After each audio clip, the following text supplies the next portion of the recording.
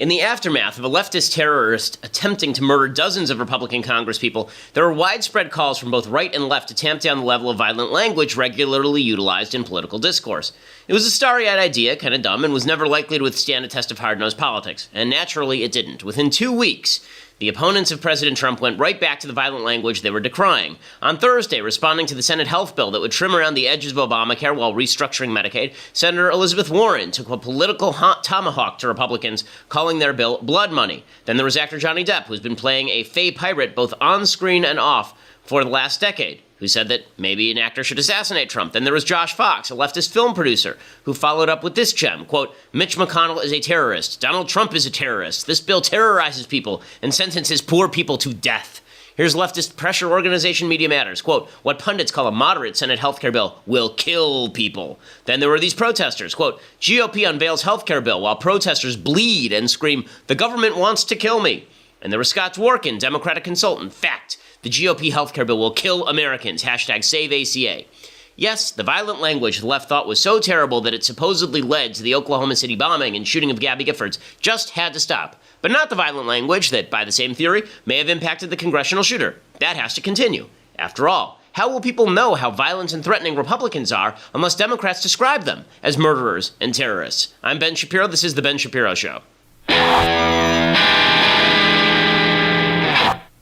Alrighty, so a lot to get to today. We're going to talk about Johnny Depp and his fey piracy in just a second. We're also going to talk about, we're going to go through the healthcare bill, which I now have had a chance to read, so we'll talk about everything that is in the Senate healthcare bill. But before we do any of that, I want to remind you that in these times, it is useful to own some precious metal. If you feel insecure about the future of the economy, if it looks like the economy might be slowing in some ways, if you're worried about foreign threat that may impact the economy, if you're worried about inflation. That's why you need to talk to my friends over at Birch Gold Group. They have a long-standing track record of continued success, thousands of satisfied clients, countless 5-star reviews, and A-plus rating from the Better Business Bureau. Right now, if you contact them, they can give you a free information kit on physical precious metals, and that 16-page kit reveals how gold and silver can protect your savings, how you can legally move your IRA or 401k out of stocks and bonds and into a precious metals IRA. Go to birchgold.com/Ben. That's birchgold.com/Ben. And by the way, for your personal collection of precious metals, they have beautiful stuff. I mean, like this is a 5-ounce Silver America, the beautiful coin,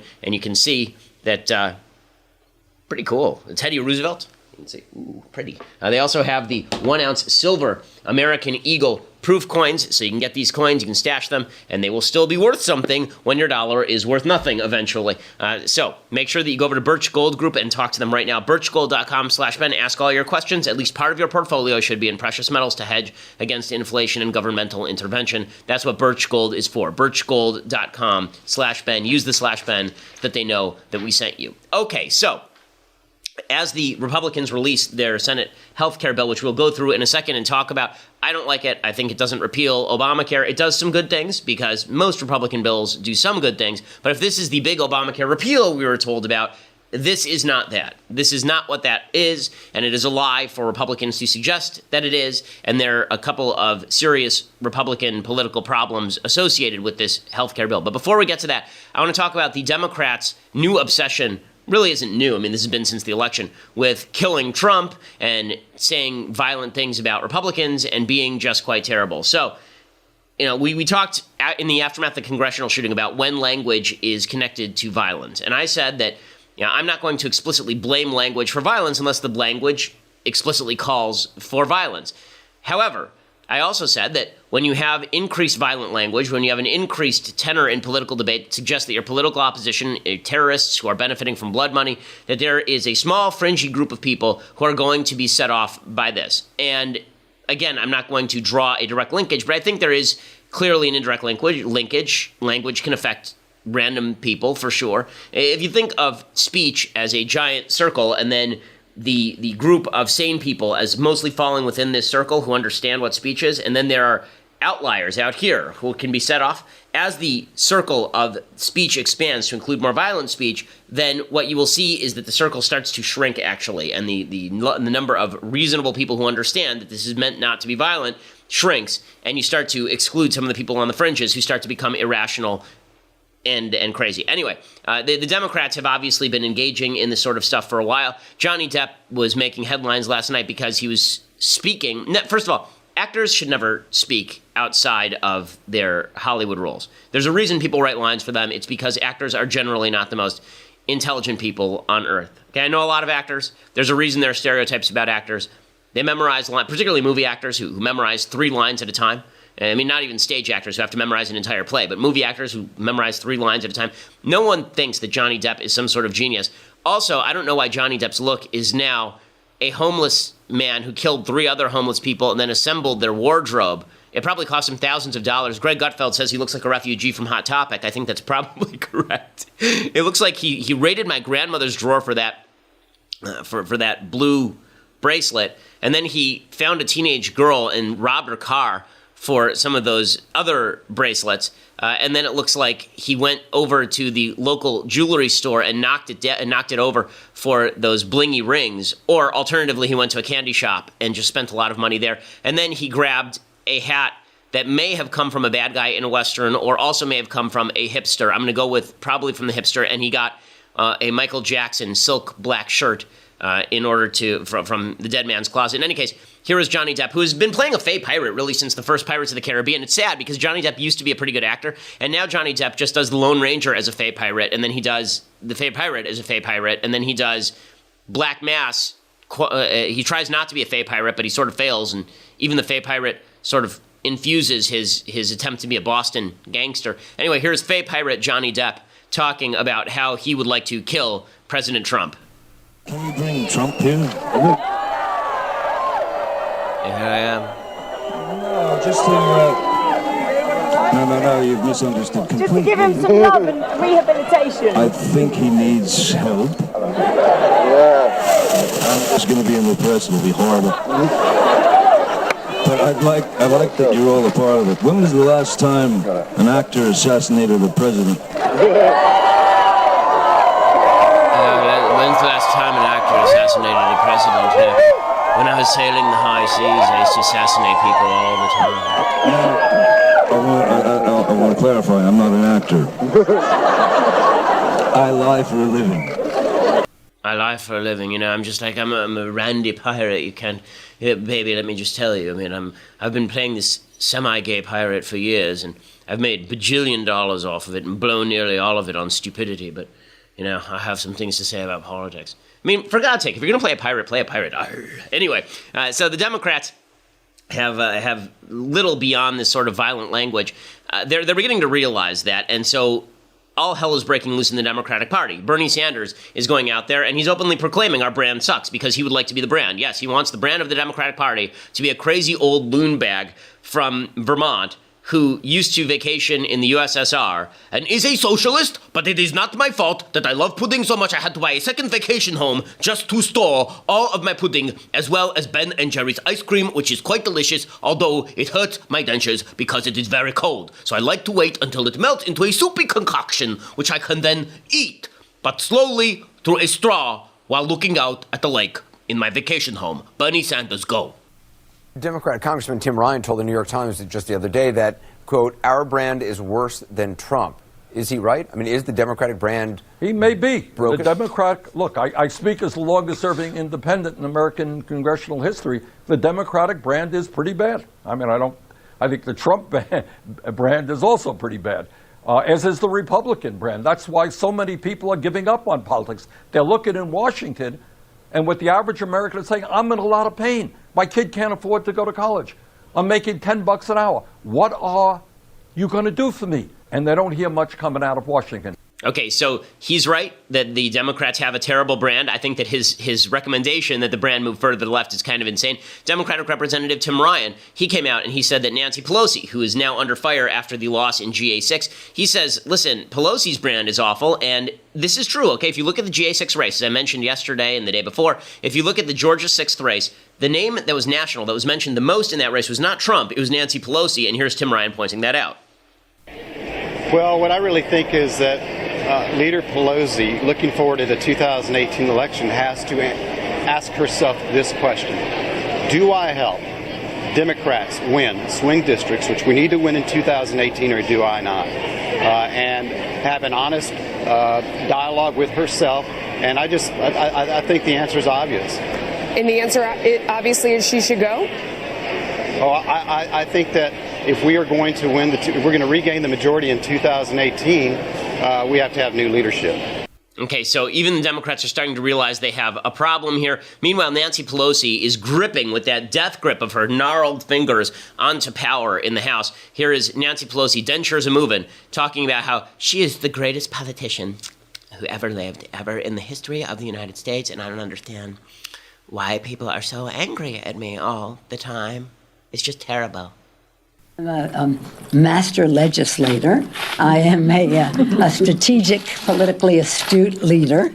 I am my leadership is recognized by many around the country, and that is why I'm able to attract the support that I do, which is essential to our election, sad to say. I'm well-liked and beautiful, and everyone loves me. Okay, good luck, Nancy Pelosi, with all of this. So here's the thing. As I said yesterday, the Republicans have the upper hand because the Democrats are in disarray. What can bring the Democrats together is not just an unpopular president like President Trump, and we'll talk about what he's been doing over the last 24 hours, but also they need a piece of legislation to rally around so that they can get their base out and so that they can get people on the edge to vote while leaving Republicans home. What they need is a piece of legislation that is so polarizing that they can grab onto it and hold onto it and use it as a club to beat Republicans. This is what happened in 2010 after Barack Obama pushed forward the auto bailouts and he pushed forward it was essentially the nationalization of the auto industry and the stimulus package, and he pushed forward Obamacare. And then in 2010, Republicans wiped out Democrats. Okay, in 1994, it was Bill Clinton's Hillary Care proposal that led Republicans to wipe out Democrats. So what is the big proposal from Republicans? Naturally, they decided to play right into Democrats' hands. So they could have started with tax reform. They could have attempted to get 60 votes on tax reform. They could have started with even an infrastructure bill that wouldn't have been so polarizing. I'm talking politically now, not even from a conservative point of view, just politically. If you want to win, the last thing you start with is touching the healthcare system, because the healthcare system is already collapsing.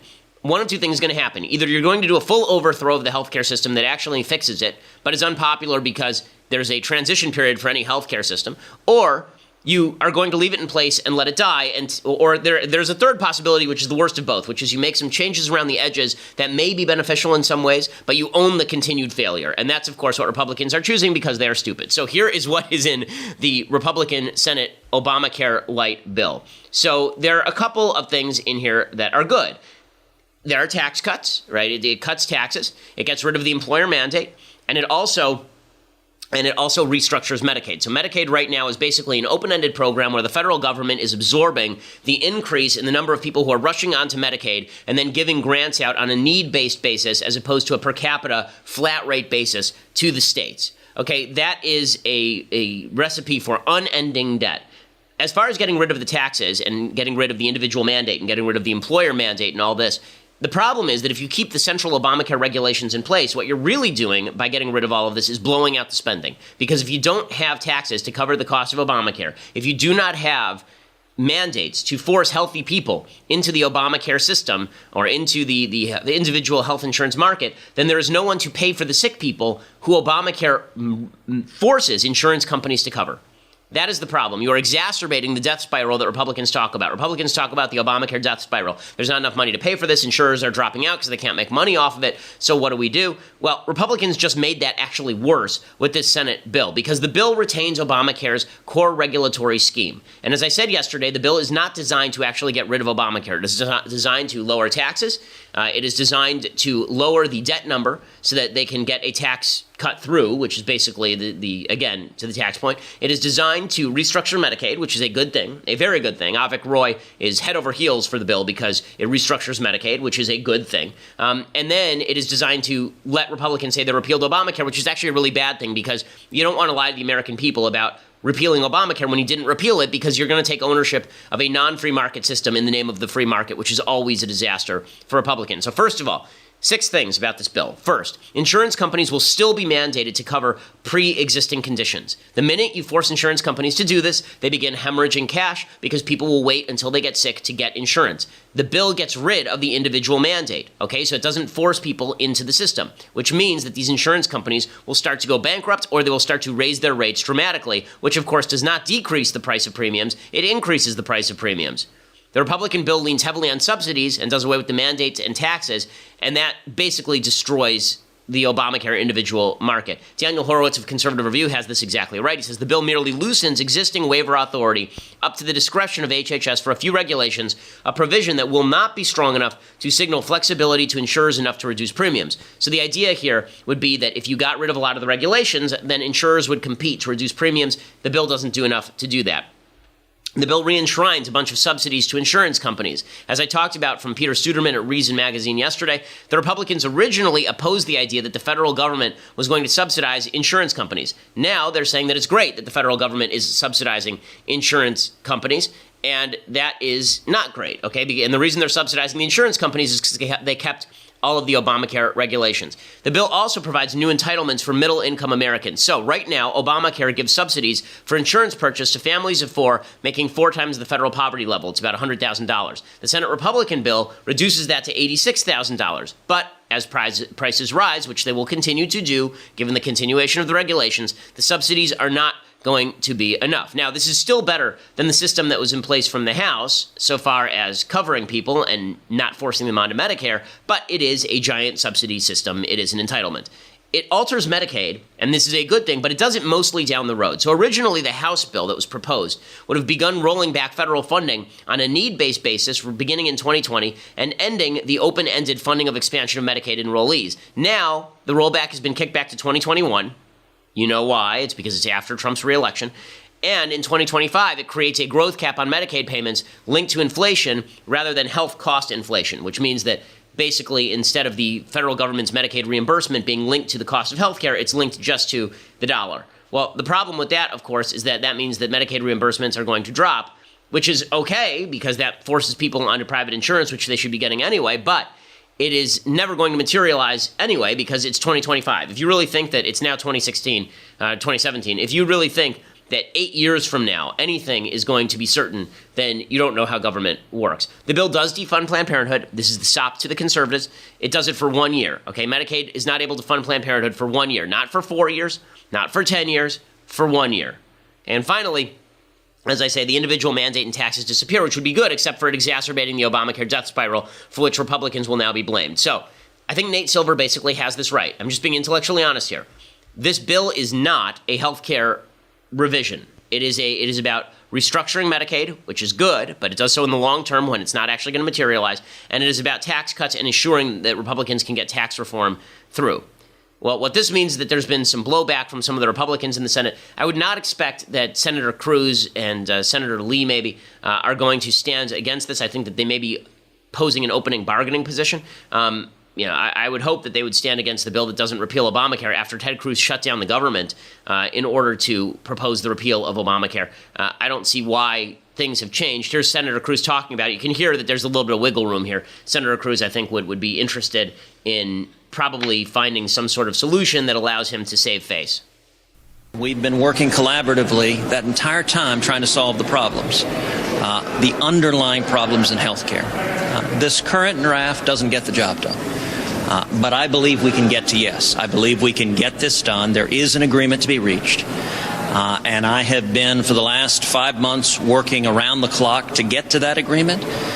And I still believe we can get there. The key to getting an agreement, to getting a bill that can pass, is we need common sense reforms in the bill that lower the cost of premiums. The single biggest reason that so many people are unhappy with Obamacare, that are hurting under Obamacare, is because it's caused premiums to skyrocket. When I'm home in Texas, I hear over and over again from Texans who say, I can't afford health insurance because of Obamacare. We've got to fix that. The current draft circulated this morning doesn't do nearly enough. But the problem is that nothing is going to be done to actually lower premiums. We can stop it there. The only reason that we're going to be able to lower cost of premiums is by getting rid of the core Obamacare regulations on pre-existing conditions. The bill isn't going to do that. We're going to get to the rest of the Republican reaction and why Democrats are chortling over this secretly. But first, I want to say thank you to our friends over at the USCCA. This is the U.S. Concealed Carry Association. So, let's say that somebody breaks into your house, it's the middle of the night, you grab your gun and you shoot them. First of all, if you want to know how to shoot them, then you should visit USCCA. They do have firearms training courses, firearm safety courses. But beyond that, once you shoot them, then you could be in trouble with the law even if you did the right thing. And that's why USCCA makes sure that you have the resources and makes sure that you are legally and financially protected for after you pull the trigger. They educate you, they train you, and they make sure that you are legally and financially protected after you pull the trigger. And also, they are focused on getting more guns into the hands of responsible, law-abiding Americans like you. So, in honor of the 4th of July, they have an awesome giveaway they are doing right now, the Great American Giveaway. You can go to defendmyfamilynow.com and register, defendmyfamilynow.com. Register, you get 5 chances to win $1,776 worth of guns and ammo. $1,776, get it? $1,776 worth of guns and ammo at defendmyfamilynow.com. You register, you can give them your email address, and now you get access to all of these materials anyway, which is awesome. You should do it even if they weren't doing a giveaway, but they are doing a giveaway, so why not take advantage? You get 5 chances to win $1,776 toward the gun and ammo of your choice, which is super cool. Again, defendmyfamilynow.com right now. It's defendmyfamilynow. It's, again, all of their resources are invaluable, and the fact that you also get a chance to, get the firearms and the ammo at the same time is super duper cool. Again, it's defendmyfamilynow.com. Defend My Family Now. Okay, so, Ted Cruz sounds like he wants to vote for the thing. I think this is going to pass. I think it'll play out like this. It'll play out exactly like the House bill. The House bill was presented, and they said, we're going to rush this, rush it. And then it failed. And then they came back and they made some very minor tweaks. And there's a lot of public pressure because I guess we've held out long enough. And then they passed basically the same bill as House Bill number 1 with a few minor tweaks attached that didn't mean anything and that some of which have been stripped out by the Senate. I think the same thing will probably happen here, but Rand Paul's assessment of this is exactly correct. He says this is still Obamacare. It could still happen if the people who wrote the bill are willing to negotiate. Conservatives want a repeal bill. I want a bill that looks like, feels like, and is a repeal bill. My fear is when I look at this, I keep reading it, and it's like, it sounds like Obamacare to me. It doesn't even sound like Obamacare Light. In some areas, it may be Obamacare Plus on the subsidy side. We can't have a bill that spends more than Obamacare in the first couple of years and call that a repeal bill. So, yes, we should be for repeal, but we also have to have sufficient confidence in capitalism, competition, and free markets. Okay, so what's hilarious about all of this is that as the Republicans rightly, the conservatives in the caucus rightly say this does not repeal Obamacare, the Democrats, of course, it wouldn't matter what this did. If it just said, we want the American Health Care, the American Care Act, or the Affordable Care Act, Obamacare, we just want Obamacare to be called Obamacare. We're going to get rid of one letter. The Democrats say, end of the world. We're all going to die. It's the worst thing that ever happened.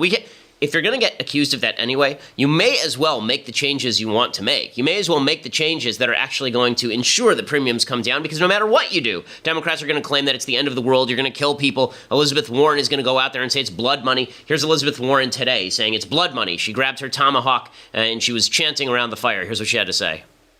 This is a really terrible bill. And make no mistake, this bill is about tax breaks for the rich. And this bill is about Republicans saying, hey, those are our priorities. We're taking care of the people we care about, and everyone else can just bear the costs of it. This is the moment to tell the Republicans in the United States Senate, to tell every one of the Republicans in the United States Senate, no, this bill does not represent our values. This bill is not who we are as a country. We believe that health care is a basic human right, and we will get out there and fight for it. And then she tweeted out, I've read the Republican health care bill. This is blood money. They're paying for tax cuts with American lives. Blood money. Okay, first of all, this lady takes muchos money from Planned Parenthood. That's actual blood money. But she talks about it's blood money and we're going to die, everyone's going to die, it's the worst thing ever. This thing trims around the edges. It really does. And it increases subsidies in some areas. It gets rid of the individual mandate. The idea, by the way, that it's hilarious that they're making cuts and then they're going to make you pay for it. Who's you? Okay, I've been paying for Obamacare since its inception through my tax dollars. I've been paying for Obamacare through increased premiums, and so have you. So this idea that we're going to change the system and it's going to redistribute the costs, one of the great Democrat talking points here is they keep saying, well, this is a tax cut for the rich. Excuse me, or it's a redistribution of money from poor to rich. Obamacare was the greatest redistributive move in modern history, moving wealth from the middle class to the poor, from moving wealth from the young to the old, moving it from the healthy to the sick. That's what Obamacare was. And going back to status quo ante is not actually the destruction of some sort of grand system here. But this is what Democrats are talking like, right? Chuck Schumer says the same thing. He says this would end healthcare as we know it. Everyone's going to die. Rah! Even as we continue to get more details, The broad outlines are clear. This is a bill designed to strip away health care benefits and protections from Americans who need it most in order to give a tax break to the folks who need it least. This is a bill that would end Medicaid as we know it, rolling back Medicaid expansion, cutting federal support for the program even more than the House bill, which cut Medicaid by $800 billion. From what is reported, in just 3 short years, under the Senate bill, Republicans will kick millions off their Medicaid coverage. Okay, so again, Democrats are always going to claim this stuff. Barack Obama went on Facebook and posted a long rant about how terrible the bill is and how everyone's going to die. And the Democrats are always going to claim this. They're always going to claim this. And this is why Republicans ought to just do whatever the hell they want and pass a bill that does what they said it would do and repeal this piece of crap legislation instead of trimming around the edges because they actually want to keep it while lying to you about it. That's what's really nasty about all of this. Okay, well, as we continue here on the Ben Shapiro Show, I want to get to the mailbag. We're going to do the mailbag. We're also going to get to President Trump's comments about the tapes. Finally, we have an answer on the tapes and all of that. We will talk about that. I also want to talk about the fact that the Obama administration really did almost nothing to get on top of the Putin supposed election interference, while Democrats keep talking incessantly about how the election was hacked and it's all Trump's fault. Really, if it's any president's fault, it's President Obama's fault. We'll talk about that in just a second. But for that, you're going to have to subscribe. So go over to dailywire.com right now, $8 a month. The prices are about to rise in July. So if you're going to get a subscription, now is the best time to do it. For people who are already subscribed, the rates are staying the same. But for people who are not, you need to do it now. Lock in that lower rate, $8 a month. You get access to the mailbag. You can do the live mailbag right into me right now. If you subscribe, see the rest of the show live, see Clavin's show live, be part of his mailbag as well. And if you subscribe to the annual subscription, then you get a free signed copy of this book by me and my father. Say It So, Papa, Dad, Me, and the 2005 White Sox championship season. Really fun book about baseball and fathers and sons. People from all sides of the political aisle really enjoying it. So you can get a free signed copy when you get an annual subscription. If you just want to listen later, go over to iTunes, SoundCloud, Google Play, and subscribe. Make sure you leave us a review. That always helps boost us in the rankings. We appreciate it. We are the largest conservative podcast in the nation.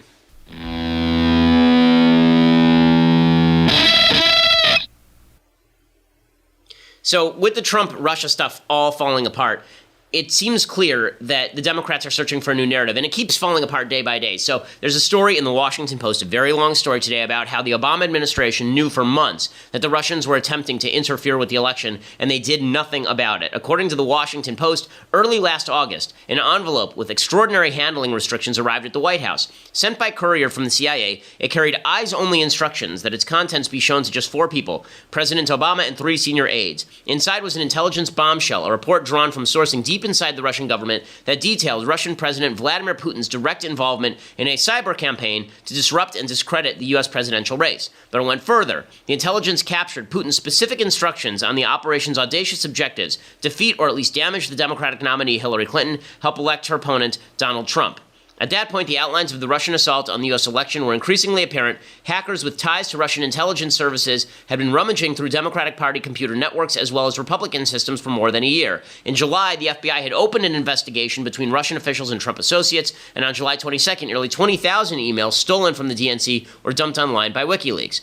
Obama basically did nothing. Okay, the material was so sensitive, CIA Director John Brennan kept it out of the president's daily brief, concerned that even the restricted report's distribution was too broad. The CIA package came with instructions that it be returned immediately after it was read. It took time for other parts of the intel community to endorse the CIA's view. Only in the administration's final weeks in office did it tell the public in a declassified report what officials had learned from Brennan in August, that Putin was working to elect Trump. So the question becomes, okay, if Obama knew about all this stuff, why didn't he do anything about this stuff? And by the way, if the DNC knew about all this stuff, why didn't they do anything? They refused to turn over their servers to the FBI, saying that they didn't actually need very much help. So whose fault is it that the Russian hacking worked, according to Democrats? It's Democrats' fault. Trump wasn't president, yet Obama was president. So, despite all the complaining, I guess the logic there would have been, if we reveal it, it'll look like we're whining, and then they'll ask us for evidence. But even if that were the case, so what? I mean, wouldn't the American public have a right to know? So this is on Obama much more than it's on Trump. The only evidence of interference from somebody on the high end is actually Obama not pursuing this enough and not revealing enough to the public before the election. If Democrats are going to blame anybody, they should be blaming themselves for all of this. Meanwhile, President Trump continues to dig himself holes. Now, one of the things that annoys me is this assumption that President Trump, everything that he does, there's an assumption by a certain class of Trump supporter that says that everything that he does is in remarkable work of heartbreaking genius. Everything is 876-degree, underwater, upside down, chess, MAGA, underwater backgammon played with an invisible plane with Wonder Woman. You know, all of this stuff is just stupid. Sometimes Trump says stuff, and sometimes that stuff is dumb, and sometimes it damages him, and sometimes it's not that big a deal. Okay, in the category of it damages him, but it's not that huge a deal, is Donald Trump's tweet about the Comey tapes. You remember that a few months ago, President Trump tweeted all about how he might have tapes of Comey. Here is what he tweeted. He tweeted, the exact tweet was, James Comey better hope that there are no tapes of our conversations before he starts leaking to the press. Right? This was, and then people said, well, wait, were you taping Comey? And if there are tapes, can we hear them? And then Trump was like, well, it's a secret. I'm not going to tell you. It's a secret. I love secrets. I love them. I love to play, like, my favorite game show is the one where it's like Password or $60,000 Pyramid, you know, the one where it's a secret. I love secrets. So we got a month and a half of his administration refusing to say whether there are tapes or not, right? Which is dumb. Okay, the whole thing is dumb. There aren't any tapes. Comey goes ahead and uses the tapes tweet as an excuse to leak news that he has contemporaneous memos, and then he goes on the Hill and testifies, and then Trump calls him a liar anyway. And I'm just recounting all of that because the new narrative is that this was actually a secretive work of genius. So the secretive work of genius theory is laid out by Molly Hemingway over at The Federalist. I really like Molly. I think she's wonderful, but Molly has this unfortunate tendency to suggest that anyone who disagrees with her is motivated by never Trump hatred for the president. Okay. As I've said, I am sometimes Trump. When he does good things, I like it. And when he does silly things, I think it is stupid and I dislike it. She had a debate with Jonah Goldberg in which she suggested that this was, again, a work of heartbreaking genius by President Trump. And Jonah Goldberg disagrees with her, which means, of course, that Jonah Goldberg is some sort of cuck or something. When you look back at what happened, that tweet precipitated the appointment of a special counsel. That was a fairly costly tweet for the president. It was a bad idea, and it got him into a lot of trouble, and he's still trying to back out of it. I got to say, I don't really care about the bluff about the tapes. I always thought it was a bluff. To me, it is a perfect example of how he tries to run his presidency like a reality show. Like, wait for the big reveal at the end of the mid-season break kind of thing. What does bother me about that tweet is his insinuation that it's entirely plausible that members of the deep state or the intelligence community or law enforcement are bugging the Oval Office without his awareness. And that is a pretty provocative charge to make. I'm sure he's making it, you know, if he ever gets pushback on it, he'll say he was just speaking tongue-in-cheek. But I thought that was the more offensive part of it. No, that's ridiculous, though. I mean, you've had nothing but months of leaks from intelligence agencies about people affiliated with the Trump campaign or otherwise. It's not insane at all to think that there might be surveillance, since we've seen so many, again, unmasked. What allegations that Donald Trump has been surreptitiously recorded without his approval? The issue there with that original tweet is that James Comey had already been leaking to the New York Times, and he'd been presenting stories as if he was some hero of the conversations he had with Trump. That tweet actually got James Comey to admit that he did 3 times tell Donald Trump that he wasn't under investigation. It got him to admit that he did say Mike Flynn was a good guy when he was asked about it by the president. And it did get him to also admit that he had pledged his honest loyalty to Donald Trump. Okay, so this was the theory. The theory was that if Trump hadn't tweeted that there were tapes, then none of this ever would have come out. That's such unbelievable crap. Okay, if James Comey had been put under oath in front of Congress, you really think that he would have lied? And the reason I say this is because Trump accused him of lying anyway, right? Trump accused him of lying anyway. But because Trump does things, and then there is this attempt to figure out what Trump is doing and inject genius into the silly things that he does, right? I mean, and the perfect example of this is the Covfefe stupidity, right? He tweets out Covfefe. He comes out the next day. He says, that was a silly thing to tweet, basically. And then he leads Sean Spicer to go out there and say, no, people inside the administration know what Covfefe means. Like, this attempt to read back into history what Trump actually meant, it's one of the dumbest things, because what it actually leads to is this conspiratorial thinking on both sides. On one side, on the right, you have people saying, ooh, it's secretly genius what he's, ooh. And then on the left, you have, it's secretly evil. He has a plan and it's evil. What if he just doesn't have a plan? What if he's just kind of dumb and doesn't matter very much? What if that, right? Which is the actual truth. But by this morning, Trump has gotten his talking points, and now Trump comes out and he says, no, it was secretly genius. I'm so smart. Unbelievable. Here we go. Unbelievable. Why did you want him to believe that you possibly did that? Well, I didn't tape him. You never know what's happening when you see that the Obama administration, and perhaps longer than that, was doing all of this unmasking and surveillance, and you read all about it, and I've been reading about it for the last couple of months about the seriousness of the horrible situation with surveillance all over the place, and you've been hearing the word unmasking, a word you probably never heard before. So you never know what's out there, but I didn't tape, and I don't have any tape, and I didn't tape. But when he found out that that there may be tapes out there, whether it's governmental tapes or anything else, and who knows, I think his story may have changed. I mean, you'll have to take a look at that, because then he has to tell what actually took place at the events. And my story didn't change. My story was always a straight story. My story was always the truth. But you'll have to determine for yourself whether or not his story changed. But I did not tape. It was a smart way to make sure he stayed honest in those hearings. Well, it wasn't very stupid, I can tell you that. Oh my God, stop it. It was stupid, okay? It was dumb. Like, who cares? It's not a big deal. It's not a big deal, but again, this kind of spin everything into a homespun thread of genius, and on the other side, spin everything into a wild conspiracy. It must have been Putin, right? I mean, everybody just calm down. Just calm down. He tweeted a dumb thing, because that's what Trump does sometimes. It doesn't have any ramifications. It's not because it's corrupt. It's not because it's witness intimidation. Okay, he didn't. If it was witness intimidation, it was the most incompetent witness intimidation ever, because Comey's hearing ends up being the lead on the news and broadcast in prime time, in live time on the network. So again, this is just this kind of post facto. There is a philosophy to the Trump administration, and there's a genius. I hate this stuff because it's just not true. It's just not true, okay? And I'm not going to go along with that crap. Okay, before we get to things I like and things I hate, I first want to say thank you to our sponsors over at Upside.com. So if you go over to Upside.com and check it out, it is super fast searches for travel. And what's great about it is the price is much lower than you will see on competing sites, because you can check it out, and they bundle your flight and your hotel. It's perfect for people who are traveling by themselves, for business particularly, and they give you all sorts of options. If you take a flight earlier, or if you stay at the same kind of hotel down the block, they give you the pricing options that are different, so you can compare and contrast. Now, what's super cool about what they do is not only do they actually give you a lower price than anywhere else, but you personally get an Amazon gift card, $100, $200 when you go to Upside.com today. So your company saves money if you're traveling on the company dime, and then you personally get the Amazon gift card, which is awesome because, as you know, I am a huge devotee of Amazon. When you use promo code Ben over at Upside.com, you are guaranteed to get at least $100 Amazon gift card on your first trip. Again, go to Upside.com, use that promo code Ben, and you get a $100 gift card for free. So you save on the travel, and then you get that big gift card every trip, not just the first one.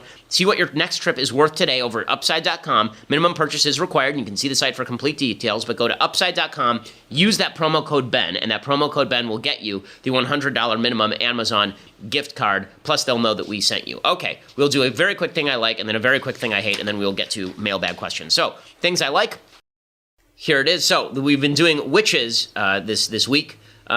That's not a reference to anyone in particular, but we've been doing witches this week, and I've done The Wizard of Oz before, the movie The Wizard of Oz, but I haven't done the book. So the book The Wizard of Oz is a lot darker than the movie is. It is also a much more complete universe. So the Oz universe actually goes on to become an entire series of books. All of them are really good, but they are not appropriate for kids who are under the age of about 9 or 10 because they are very dark, they're a little bit creepy, and they're a little bit weird. One of the things that's really funny is how we as parents treat our children. So if you go back and you look at old fairy tales, they're super dark.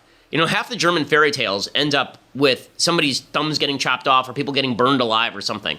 Right? Hans Christian Andersen's fairy tales, like the little match girl, like they end up with like the girl freezing to death. So what's funny is that children were used to be, the idea of protecting children's innocence was protecting them from immorality, but not from reality. Now, the idea of protecting children's innocence is about protecting them from reality, but not protecting them from immorality. So, if you see something sinful, you must teach your child about that, because sin is no longer sin, badness is no longer badness. You must teach your child about terrible people doing terrible things, or about things that are religiously sinful if you live in a religious community. Otherwise, you're not a good parent, and you're not exposing them to all of the things in the world. But You can never tell them about death. You can never tell them about violence. You can never show somebody smoking a cigarette. It's the reversal of what it used to be, where kids knew about death from the time they were young, but they also were protected from immoral people and immorality. It's a very different picture of how children were supposed to grow up, and you see that with regard to children's literature. Now children's literature is sort of anodyne. There's not a lot there in terms of interest or scary stuff. I know I read a lot of it because I have two kids under 4. But there's always this attempt to inculcate a certain particular set of values. Like at one point I'll have to do a Things I Hate on the book Rainbow Fish, which I think is just a garbage book. But in any case, the book is The Wonderful Wizard of Oz, which of course has the most famous witch in literature outside of Macbeth. Okay, time for a thing I hate. Let's do it.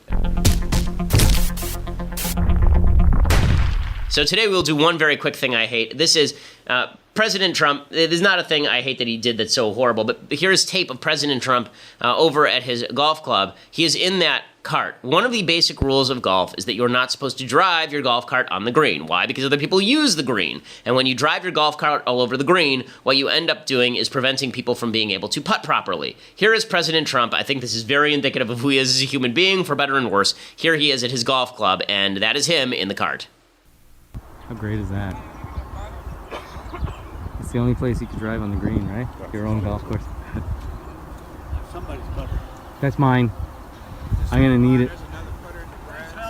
I think that's no worries. Thank you. Fred. How are you? How are you doing? What's happening? Everything's great. terrific. I feel very safe. Thank you. Best security in the history of golf. How you hitting them? Okay. Good until this hole. So, the two things. One, you can see that Trump is a pretty friendly guy who gets along with people. But two, you can see he doesn't give a crap because he drives all over the green of his golf course. So the two things come together, and there it is. I'm not a big fan of rudeness in general, and I do believe that you should keep the rules of golf. Guys, don't drive on the green. I mean, even if it's your own golf course, you're not the only person golfing on the golf course. People are paying to golf on the golf course. Even if you're the president of the United States, you shouldn't do that. It's silly. But I like the fact that obviously he's willing to chat it up with a couple of local yokels. Anyway, let's do the mailbag. Here we go.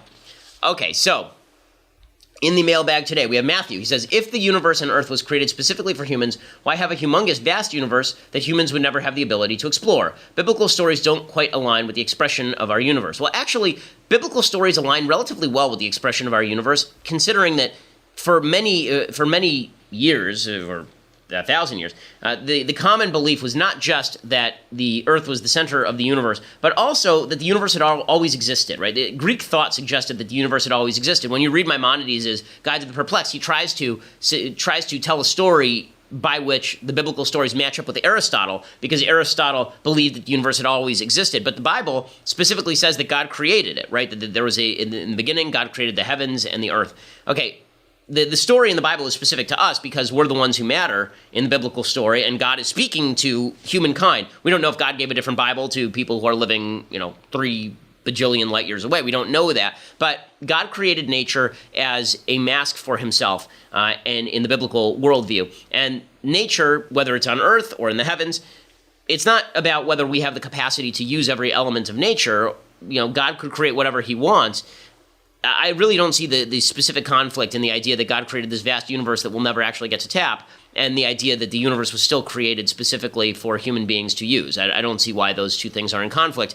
That's sort of like saying, in the times of the Bible, nobody knew that America was out there in the Middle East, but America was out there. Well, did the existence of America disprove the existence of the Bible in the Middle East? No, I don't see why.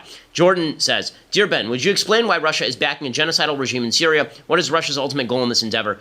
Thanks. Okay, so Russia has long had an interest in this particular region, particularly Turkey. Russia does not have access to a warm water port. In order to ensure they have access to a warm water port, which allows them to engage in shipping and naval maneuvers, they need to control regimes near a warm water port. So Syria is landlocked, but it also has control over Lebanon. Basically, Russia has worked with Syria and Iran and Lebanon to create an entire sphere of influence in this region. Russia's backing Assad because Assad backs Russia and allows Russia to put bases there and allows Russia to expand its power in the region from Russia. And they have a pretty heavy interest in Russia considering all of the resources they have deployed to Russia already. Plus, right now, Vladimir Putin's regime rests on the idea that he is big and strong and that he is going to participate in the strengthening of Russia through foreign influence. And if he were to pull out of Russia now, it looks like a point of weakness. and his regime is actually not quite as strong domestically as people suggest that it is. So let's see. Someone asks live, Ben, when will we ever get to see that muscular body you talk so much about? Well, you won't. I mean, I abide by basic rules of modesty, gang. That's for my wife to enjoy. I mean, come on, guys. I mean, calm down over there. Okay, Arley says, Dear Ben, who is your favorite comedian? So, my favorite current comedian is Louis C.K. I think Louis C.K. is absolutely hilarious. I disagree with him on virtually everything politically, but he's an honest comedian, and so he says things that are shockingly honest and brutal. He has some of the funniest, his stuff on kids particularly. I'm not a big fan of blue humor, but his stuff that is not blue is just hysterically funny. He has one thing on kids that is so good. I'll have to make it a thing I like one of these days. He does a whole bit on kids asking why. That is just spectacular because your children do ask why incessantly. And he does a whole thing about how by the time you finish with the conversation with your child, you end up trying to explain existential questions about your own life and why you're a screw up. And it's really, really a funny bit. You can catch it on YouTube. Okay, Kevin says, Dear Ben, as a conservative, Ivy League medical student and Yale alum, I have a high regard for intellectual diversity on college campuses. Yet I wonder if it contradicts the ideas of social capital that conservatives espouse. Given that a cohesive community needs shared values and beliefs, are being intellectually consistent in advocating more diverse viewpoints on college campuses? Well, Kevin, the presence of other perspective on college campuses is not just because we value all the perspectives. Like, if I were running a university, I would allow Marxists to speak on campus, not because I like Marxism, but because I think that it is necessary for people to face up to alternative values so that we can reinforce our own values and so we can determine what's wrong in those other values. The purpose of diversity is not because we think that all of the people who are encompassed in the diversity are right. It's because the purpose of diversity of thought is so that we can have the arguments that assure that we are right. That's the idea here. By the way, a lot of people in the comment section are saying Bill Burr. I do like Bill Burr also. Bill Burr is very funny. Okay, so Ryan says, do you think it would be wise or effective to push for abortion reform that requires both biological parents' consent before performing the procedure? It's a long way off from the eventual outright ban that I hope someday would be in effect, but wouldn't this help to reduce the total number of abortions? Well, I mean, I'd have to think about that particular reform. First of all, I think that yes, the answer is yes. I mean, I think that it should require the consent of both, but I don't think the problem I have with the piece of legislation, I guess the answer is no. I'm switching my mind here. The reason the answer is no is because I don't think abortion is about consent anyway. Because that implies, the legislation would imply that if both partners consent, now it's okay. But it's not the question of the father's consent that's the question in abortion. The question is the baby's consent. The baby is not capable of giving consent. So if you're doing it as just sort of another artificial roadblock, sure, I'm in favor of any artificial roadblock to abortion you can throw up. But if you're talking about as a principled piece of legislation, the answer is no, because no amount of consent can justify the killing of a human life. Okay, Charles says, Ben, I'm a hobbyist writer. In the past, you've talked about potential pitfalls of writing characters that could simply be swapped between sexes.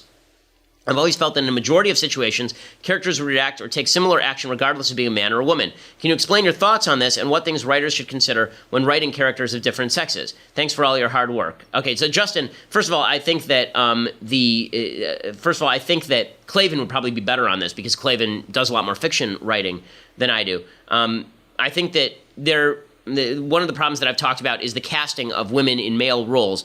Not so much writing characters that can be for both sexes, but the idea that you can cast a woman in a man's role and nothing changes. That, I think, is sometimes true, but generally silly. There are many roles where it can be a man or a woman. It doesn't make much of a difference. But when you're talking about big roles in action films, for example, to pretend that Charlize Theron has the same capacity to kick somebody through a wall as Arnold Schwarzenegger is just, it requires a suspension of disbelief that is ridiculous and silly.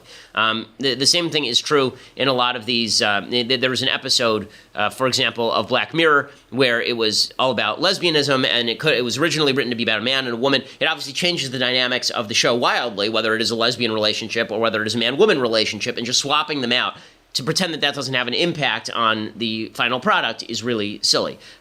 I think that Klavan's take on the differences between men and women are largely correct, that what we demand of women as a society is that they be strong in defense of their family, but that they also be caring and compassionate, and that what we require men to do is be strong in defense of their family as the foremost priority, meaning here's how I see it. It is a man's job in life. If you want to be a good man, it is your job to protect your wife and your children. If you're a woman, it is your job to help ensure that the child has a safe place to go home and the man has a wife who cares for him. Women, if you want a happy marriage, woman has to be more about caring and man has to be more about defense. That doesn't mean that a woman shouldn't be strong in defense of her family. It doesn't mean a man shouldn't be caring. I'm very caring toward my wife and my children, obviously. But if a man is not strong in defense of his family, it's a huge problem. If a woman is not caring, it's a bigger problem than if she's not strong in defense. If a man is only protective and not caring, that is still a problem, but it's not nearly as much of a problem as if he is only caring but not protective. Okay, David says, it seems like the world is dominated by the left. Hollywood, tech, Facebook, Twitter, Google, top companies, Ben & Jerry's, Starbucks, journalism, universities, and academia in general. I never hear of any area of society dominated by conservatives aside from gun enthusiasts, military, and maybe police. Where are they all? Or are the left just such loud voices they drown us out? Well, the truth is that conservatives do predominate in certain industries, like, for example, I think real estate. In certain areas of commercial finance. There are definitely strong conservatives in a lot of the professional class, but when it comes to the more media-friendly companies, the tech-centric companies, they tend not to be conservative, and the reason is because they're all in Silicon Valley. I mean, they're all coming from particular areas of the country, and they all went to university. There are a lot of people who are very wealthy who live outside the coast, but those people tend to be engaged in businesses that are not tech-centric, for example, that are not Hollywood-centric, and that don't get covered. Like the richest people that I personally know are people who got rich from fracking. Okay, well, those people are not involved in tech so much, and fracking doesn't get covered by the media. So the stuff that you see is not the stuff that is necessarily where all the wealth is centralized, but it's where the media is centralized. Moshe says, I'm a medical professional. I work with children. I see a lot of parents who abuse Medicaid and other entitlement programs. Should I feel compelled to report? Well, yes, I mean, I'm not sure what the law says about what you are actually allowed to report, so I wouldn't want you to get in trouble. But people abusing government programs is obviously a violation of the law, and I am not in favor of it. It seems like a mistake. So somebody says, have you heard that some conservatives, Sophia, are forming the Federalist Party? What do you think of it? Thanks for speaking the truth. I'm not in favor of starting a third party. I think that retaking the Republican Party for conservatism would be better. The Republican Party is an empty shell that can be taken by anyone who has the aggressiveness, obviously, as President Trump shows, and the principles, I think, to take it. Jackson says, you often say how facts don't care about our feelings, and I agree, but the way we feel about different subjects can have a drastic impact on what and why we believe what we believe. What are some ways we can help ourselves see clearly regardless of our feelings? Well, I think first thing to notice is when your feelings are actually being provoked. So if you feel angry, you should stop and say, am I right to be angry? If you're feeling sad, you should say, am I right to be sad? What is the information that is leading me to be sad? Or am I just reacting out of a gut level frustration with something? When you realize that your feelings are more in control of you than you are of your feelings, that's a good way to start getting control of your feelings. Jonathan Haidt has talked about this notion that basically human beings are, that you are the rider on top of the elephant. Your reason is the rider on top of the emotional elephant. The elephant's going to go where it wants to go, but the rider can sort of channel where the elephant is going to go.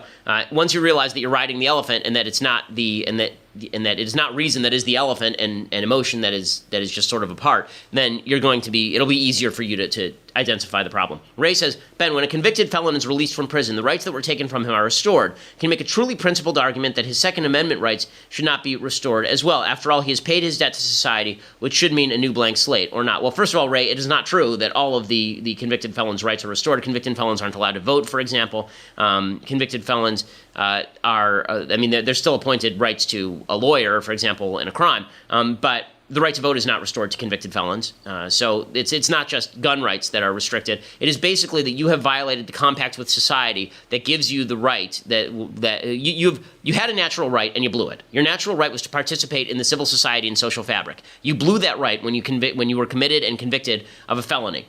Once that happens, that we can still bring you into society and try to reestablish repentance, but that is a one-time thing. And we can't act as though you were not a gap in the social fabric and that can be easily restored. Maybe we should have some sort of process by which we restore these rights to you over time. But to me, that would be a long process, not something where you get out of prison, you've paid your debt, and boom, we're done. There are convicted felons who are out after rape. I don't think they should be voting or carrying guns. Final question from Daniel. These are all from the live mailbag, by the way, folks, which is why you should subscribe.